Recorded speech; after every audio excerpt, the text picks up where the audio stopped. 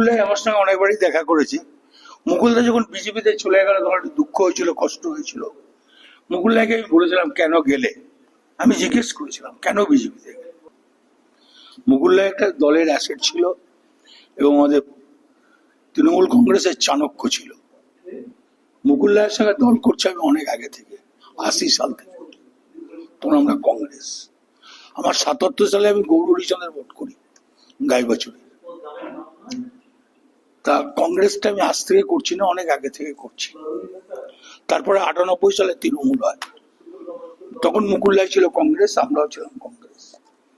মুকুলদাই তৃণমূলের জন্য মমতা ব্যানার্জি মুকুলদাইকে অনেক কিছু এগিয়ে দিয়েছিলেন এবং অনেক কিছু ছেড়েও দিয়েছিলেন। মুকুলদাই তৃণমূল দলটাকে জন্য অনেক কিছু করেছেন এবং সবটাই মমতা ব্যানার্জির সাপোর্টে। তা মুকুলদাইকে আমরা লিডার হিসেবে মানতাম এবং শ্রদ্ধা করতাম, ভালোবাসতাম। মুকুলদাই চলে যাওয়াতে আজ মর্মাহত ব্যাপার, খুব দুঃখের ব্যাপার।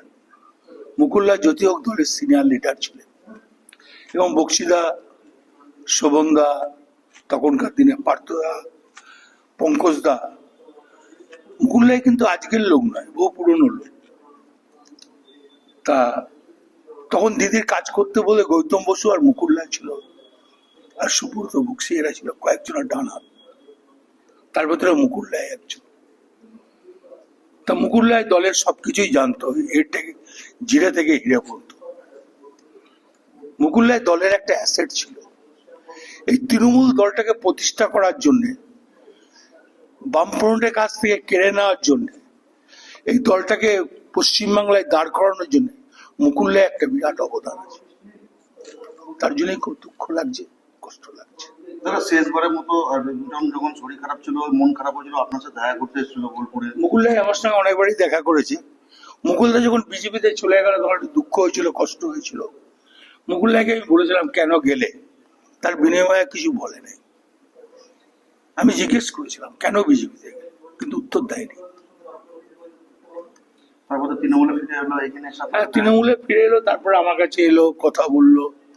তারপরে অসুস্থ, শরীর পারমিট করলো না, অসুস্থ হয়ে গেল।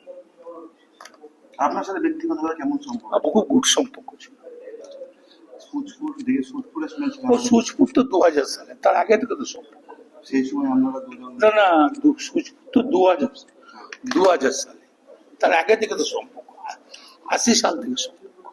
স্ট্যান্ড কমিটির একটা পদেও ইয়ে করেছিলেন। হ্যাঁ, স্ট্যান্ডিং কমিটি আমি তো এখনো আছি, তখনও ছিলাম, এখনো আছি। আমি দেখতে পাচ্ছি যে দেখুন, তখন মুকুলদাই, গৌতম বসু এরা যেমন দিদির কাছের লোক ছিল, এখন যেমন দিদি আর অভিষেক ঠিক সেরকম তখন দিদি বেশ কিছু মুকুলদাইকে ১১ সালের পর থেকে ছেড়ে দিয়েছে। মুকুল রায়ের স্মৃতিচারণা করতে গেলে দেখতে পেয়েছি আমার চোখে জল চলে এসেছে।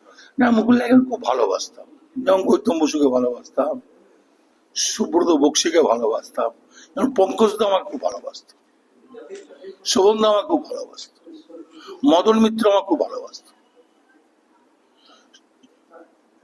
ছোট শোভন ও আমাকে ব্যক্তিগত দাদা করে খুব ভালোবাসত। হাওড়ার বাণী সিংহরাই আমাকে খুব ভালোবাসত।